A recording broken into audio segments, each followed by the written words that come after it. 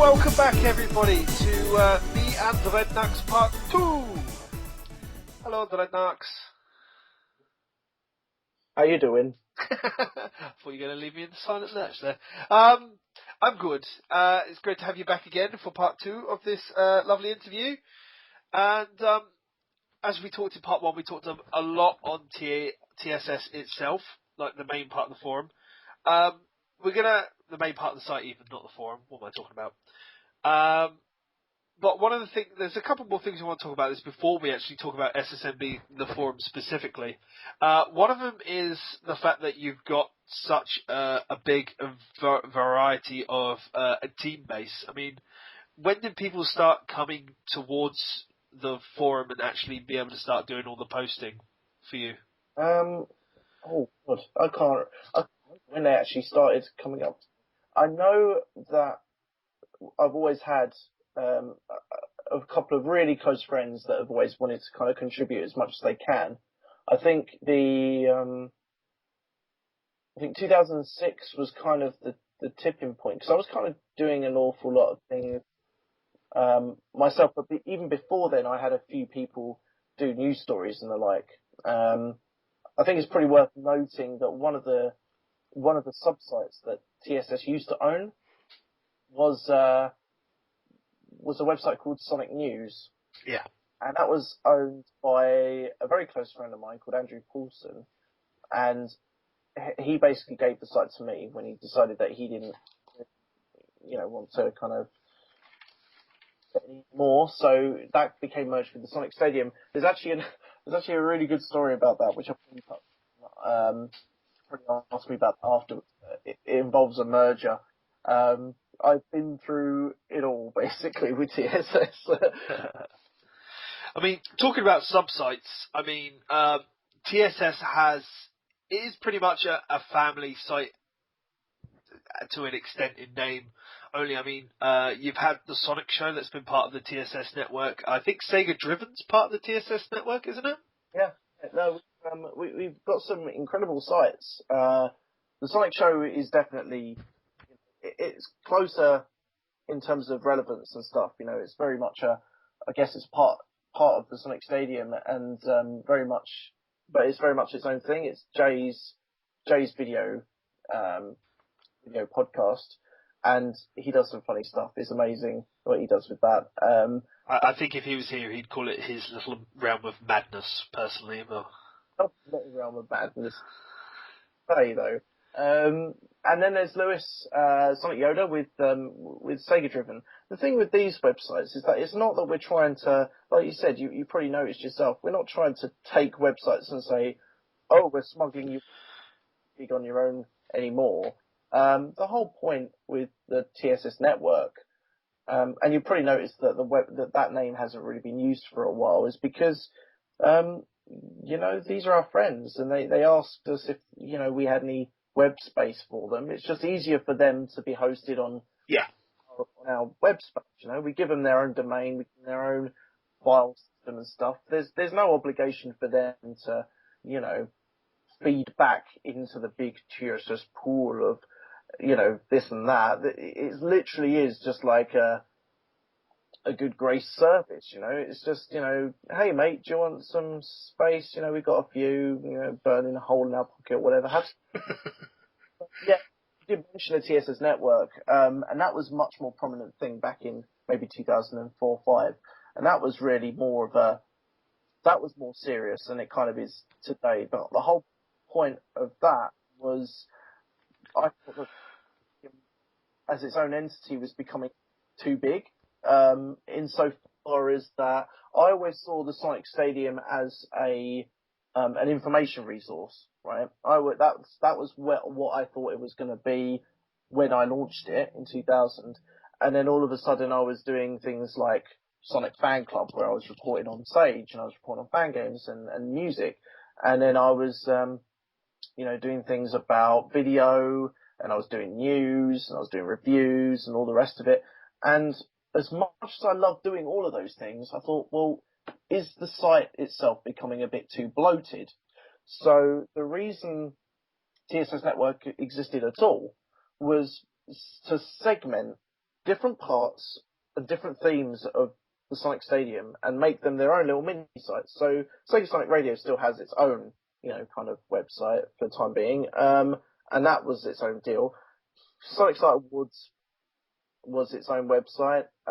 Sonic News, before we kind of absorbed it, and even after we absorbed it, for the TSS network, we actually had it as a sub-site at some point. And even the forum itself was a sub-forum as its own kind of entity at some point. Mm-hmm. So, that was really the genesis and the point of the TSS network. And another one as well was the Sonic Showcase network, which was created by Roy Black, and that again, that was taking on a lot of the fan creation stuff, and it began as a pixel art website, but Roy wanted to take on just fan creations in general, so that really took off from that perspective. So it kind of alleviated the kind of bloat that the Sonic Stadium is in danger of having. Mm-hmm. While also giving other sites and other mini sites a chance to shine. And from there, I obviously realised that I needed people to run these sites. So that was where people came in from writing stuff for Sonic News and helping Rory out on the Sonic Showcase network. So from there, from about 2003 and 4, when we had the 5 and stuff, and we had the TSS network, we always had a number of people helping us out. But it wasn't really until about 2005 and 6 really where I got to meet some other Sonic fans and some other fan webmasters in real life, and that gave me a bit more of a social opportunity to get to know people and also ask for their help if they ever needed it. I guess it's like the forum mentality in a way, where you feel like you go to a website or an event or a forum and you feel like it's done so much for you as a person that you feel like you want to give back what you've got from it. Yes. Which is why the SSMB, it's why the SSMB has always kind of had people asking us, can we be a mod on your forum? Because they feel like it's touched them in a way. Yeah. And so in a similar way, people have said the same about TSS. I didn't think, honestly, when I made the call out last year for an actual team, that many people would respond, because obviously websites kind of last bastion or whatever. But I got a lot of interest, and I had to narrow it down and basically go through a sort of Alan Sugar style interview process and was like, do this, write like this, and I'll pick the best one, sort of thing. And, a lot of people were interested in doing stuff like that. A lot of people I guess some people really want to see their name in lights as well. And I've got nothing against that.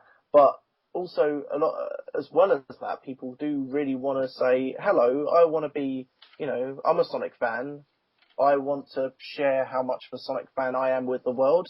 And clearly they think that the Sonic Stadium is the best place to do that in some level. And I'm more than happy to facilitate that.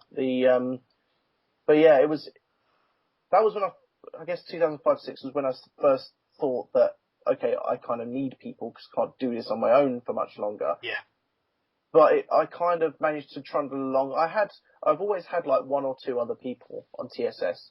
But, I had Brad at one point, I had Dale, Kieran, and I've had Adam, I had Adam. Not like that, you dirty man. I've had Adam help me out a lot since I met him as well. So that's been a big bonus. But it wasn't until last year when I actually made the proper call out and said, okay, I literally am getting to the point where, because of my workload and because of everything else, I literally need to take a step back and almost act like director, which really sucks for me in a way, because because of that I'm almost not doing anything content wise, and it doesn't look like it looks like I've given up on the front page, but I really haven't. I'm just making sure things chug along smoothly while I'm doing other things, and I guess it was either that or kill the site. So I'm very happy with where it is at the moment. And I picked up a bunch of really nice guys, really, really great guys. We've got an American team, we've got Dale, and we've got Vizard Jeff Hogg doing some of the Mashup Mondays and things. Yeah. We've got Hogfather doing some of the product reviews. We've got Adam still on the merch. We've got soundtrack reviews, comic reviews, and all sorts. And yeah, we're really kind of hitting our stride at the moment, and it's becoming a real place where people can feel like, you know, it's obviously a fan site, so obviously it can't be the ultimate first with news, but hopefully it can be a place where people feel the most comfortable in, you know, providing conversation about news. And Definitely. you know, we're not going to be so far behind that we're seen as slow or anything like that, because Sonic wouldn't have that. But at the end of the day, I think it's not, a fan site's not really about how fast you can churn out content. It's about how you feel about presenting yourself as a fan to other people. So yeah, there is that. But yeah, I have had a few things, and also a couple of actual something I forgot to mention that I referenced earlier, that there was a couple of points where the Sonic Stadium was almost merged with a number of websites. Yeah. So yeah, that's an interesting chapter. I mean, speaking of the Sonic News thing, because we got on like an awesome tangent, but a tangent nonetheless. With the Sonic News website, before it was Sonic News, Andrew Paulson's website was its own deal. TSS was its own deal, and then one year we just kind of we became really, really good friends, and we decided that, hey, you know, we should kind of totally merge websites or something. It seemed like a good idea at the time. So I think it may have been 2003 or 4. I vaguely remember, but it was the early years, and we decided to merge websites and call ourselves the Sonic Stadium News SSNG it was called. Sonic Stadium News Group.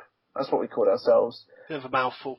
Yeah, it was. Well, the idea was like TSS can be abbreviated to TSS, right? Well, obviously, I just said it, but the Sonic Stadium can be, you know, abbreviated to TSS. But so the idea was Sonic Stadium News Group SSNG. It seemed legit at the time. Unfortunately, we lasted about a week, and then it all fell to pot. And at the point, I was kind of feeling like giving up. I could have given up. It was the easiest thing to do. But I picked up the pieces, relaunched as the Sonic Stadium again, and never looked back. There was another point before that point as well, before that merger, probably about 2002-ish. There's a website called Shadow of a Hedgehog, which is still going, I believe. And I got to know Leon Kaus, the webmaster there, very, very well. And it was kind of proposed that we could probably merge as well. I think it may have been actually my idea. And I presented a few designs. It was basically a mishmash of his website design and my website design, and they totally didn't mix. I don't know why I thought it was a good idea. Leon didn't like it, because he has taste. And I decided that it probably wasn't going to be a good idea anyway, because if we couldn't agree on design, then we couldn't agree on the site itself. So I canned that. But there are all these little different, like, niggly things that happened in TSS's history that I'm only just now remembering, which is why obviously I went on a tangent and ruined your question entirely with this. But I just, you know, we're talking about 12 years of TSS and highlights and important moments. I feel like it was worth mentioning. No, definitely. Everything's worth mentioning. I mean, not everybody has hung around for the whole 12 years. So, I mean, I'm sure you've got your new people and even some of the old people that blinked and missed it, most likely, that probably don't know, like, all the behind-the-scenes things. So, it's good to know. But you spoke about the forum, and obviously the SSMB is a huge part of the TSS community in general. I mean, when did it become... when did you first integrate the forum, and when did it become so big? I mean, there are days where I go on there. I mean, even now, I mean, I'm not a huge forum person myself, but I go on there, and it's just like, even if I go on there in like a 5-hour basis, it's just so many posts in a space of so many hours. It's so busy on there. It has become a bit of its own beast, hasn't it? Yeah. Really cool to see, you know. People say, oh, there aren't that many Sonic fans anymore. I just point to the forum and go, look over there. You know, go chat to these people. There's a world of people out there. The funny thing about the SSMB is that it actually has its own little story. While TSS kind of grew and had a relatively, I'd say, painless first year or so, the SSMB actually, as we know it, was actually the fourth iteration or something of the forums that I decided to attach to TSS. And it wasn't always called the SSMB. Obviously that stands for the Sonic Stadium Message Board. It was at one point before, changed it to Sonic Stadium Message Board, called the Sega Sonic Message Board. But yeah, it kind of made sense. So that was when it got big. But I can't even remember the first couple of iterations of the forum now, but all I remember is that I wanted to launch a forum alongside the website. This was about a week or two after I actually launched TSS.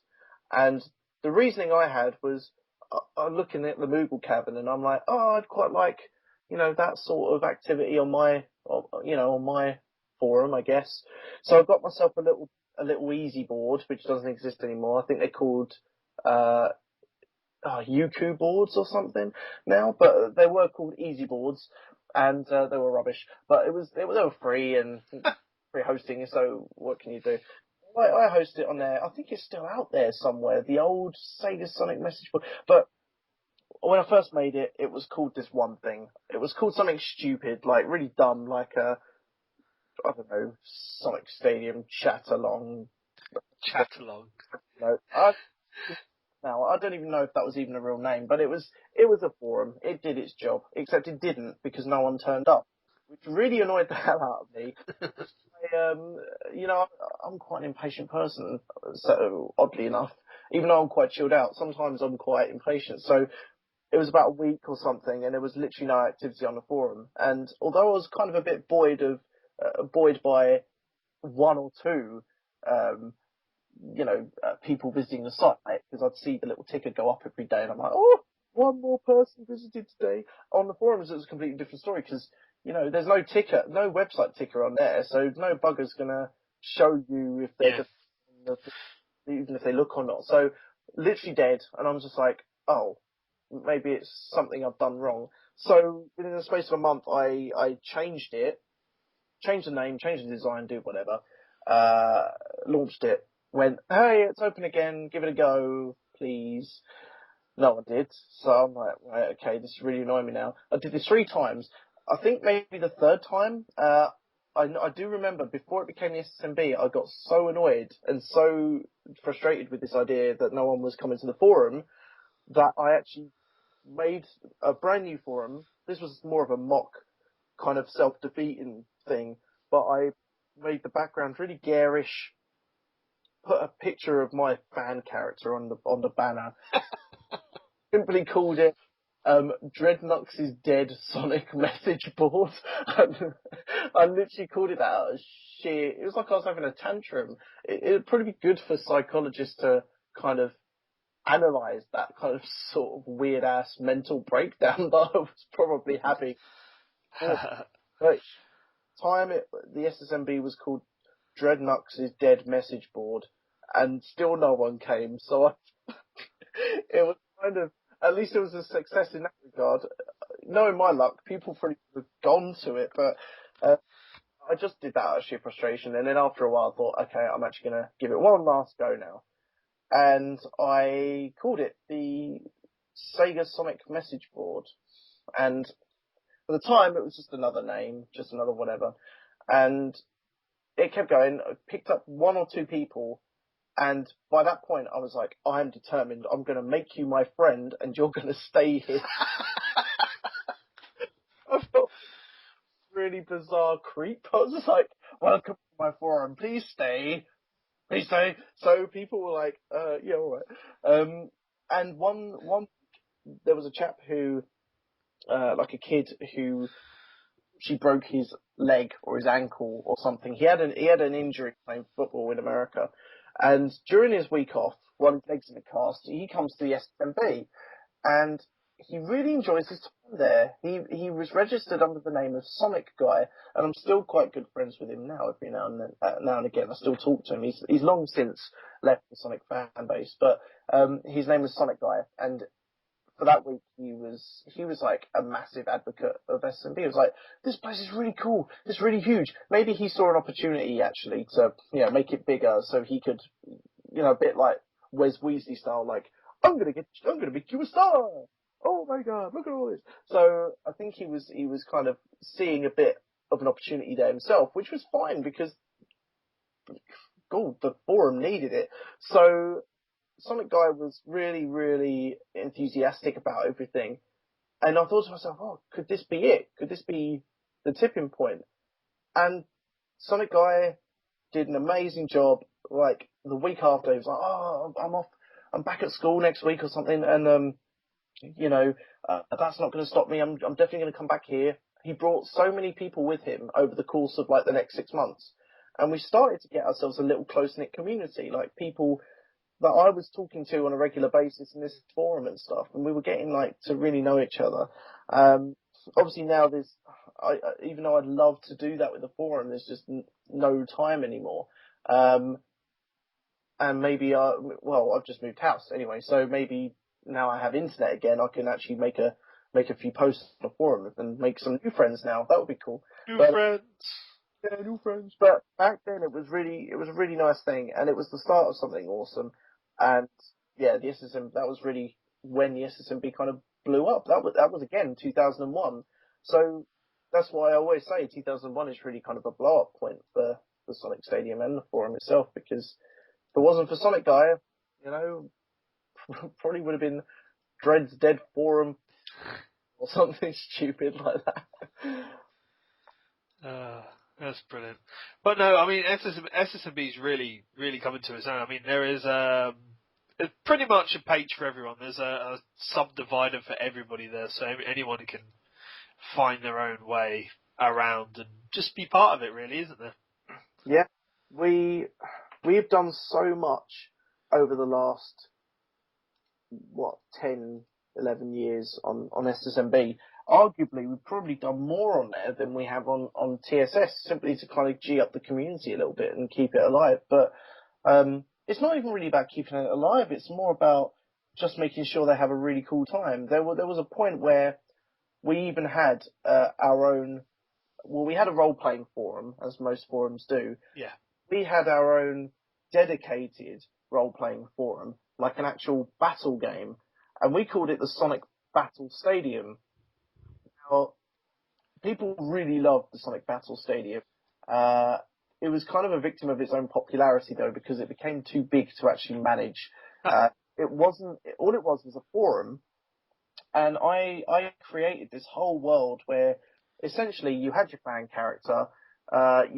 It was a bit like Pokemon. You could choose one or two elements of, that you can choose an element that your character is, your fan character. Your fan character can be one of a number of elements, and like Pokemon, one kind of cancels out the other and all the rest of it. But you can add like variables to that. So you can, once you've chosen your battle type, if you like, choose a number of, you can name them whatever you want, but there's like a construct of a set number of weapons and battle moves that you could pull off. And some of them could be different elements, that would, that they'd have to be compatible with yours, but they could be different ones, so you could kind of negate any, if you're battling with someone who's the opposite of your element, you at least still had a fighting chance, that sort of thing. And I took the role then, the very personal role of ringmaster. Mm-hmm. Before every match, I would basically step in, and I think I called myself Grandmaster Dreadknux, because I was like the Shang Tsung of this thing, right? I'd be like, and if we'd have tournaments every now and then, and it would become like, we had 2 seasons, I think. There was like a season finale where it was like, okay, this is it, the big tournament, and whoever wins out of this tournament gets to fight Grandmaster Dreadknux. It was a huge thing, and it was really, really, it was a big deal, relatively massive deal. It didn't set the whole internet on fire or anything. But and then we had a second season where I changed some rules up, and it kind of, people didn't like that a lot.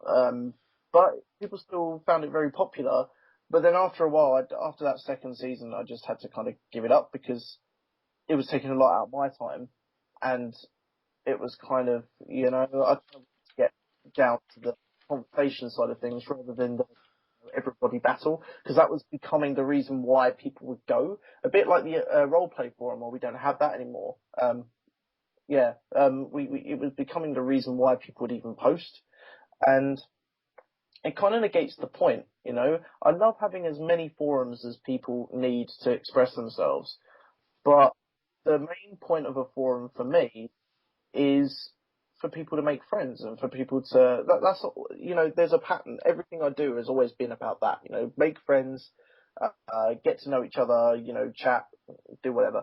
So maybe people found a way to do that through RPing or Sonic Battle Stadium primarily, but I didn't quite understand that. So,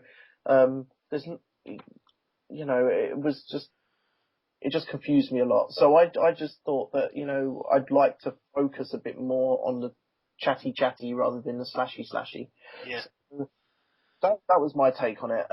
But, I still look back on the Sonic Battle Stadium and all those sorts of things with a great fondness, because it really was a great feeling, to, like, not just obviously for me, but for everyone. Everyone had a really great time.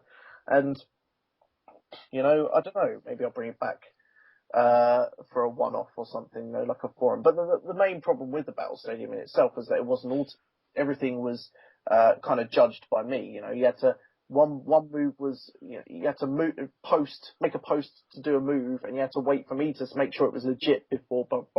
So all that kind of stuff. Planned lots of things. We planned like Sonic Smash cards. I don't know if you know about it, but it's become a bit of a dirty phrase in the SSMB, because I promised them ages ago, like we're talking 2005. You realise now you've brought it up, they're going to want them again. We actually, one of the things we love to do on the Sonic Stadium actually is do April Fool's jokes. Yeah. And one we actually brought back Sonic Smash. Me and Ian made a little page that looked legit, and but it actually led to an error when you filled out the form and got your first pack of cards, and so were. And once people were like, "Oh, there's errors," and we're like, "Oh, really? Oh, we'll look into that." Went, and people were really cut up, and we felt really. It's like, oh my god, sorry, people still really about these cards. So we really want to do them as well. That's the annoying thing. It's just time, it's time and resources, and we're just a couple of fans. We can't. Ian's the coder. I'm the designer. We can't spend our lives doing these things anymore. It's sad, but it's funny as well, because it also marks specific points in the forum and the website's history that I look back on with fondness, even though we never really followed through on it, if that makes sense. But yeah, even going beyond that, stuff we actually did do involved, loads of initiatives by the forums, mods and admins. Rory Raccoon was he still is, but when he was initially brought in to be like the admin for SMB, he brought in so many good ideas that really made the place feel more homely. And he's still doing that today. I remember Pelly. Well, Pelly's still obviously, with us as a mod, but I don't mean to make it sound like she's left us. But we've had mods like Pelly and Reddy and stuff come up with new events. Badges. Badges have returned. Badges is funny because badges might seem like a new thing for the forum, like the last year or so. But we actually promised badges back in 2005. We may have actually had them once. I can't quite remember. Maybe some of the mods on the SSMB will slap me. We did have them. But yeah, like the forum has had such a rich history, and for me to go into it in any more detail we need a whole new episode for this, I think. And I wouldn't remember it, so it'd be pointless. But the forum has had such a rich history, and we've had so many initiatives, so many original ideas, so many things that other forums wouldn't even touch, wouldn't even do, and couldn't even think of. And it's all down to the creativity of the mods and admins, really. Apart from Sonic Battle Stadium, that was my idea. Yeah. That's amazing. But I think we're coming up to the end of this now. Is there anything you want to talk about specifically that we haven't mentioned so far? Oh my! Now you put me on the spot. I can't think. You're on the spot with a loaded question. Well, it's not really a loaded question because you're asking me to be loaded. So,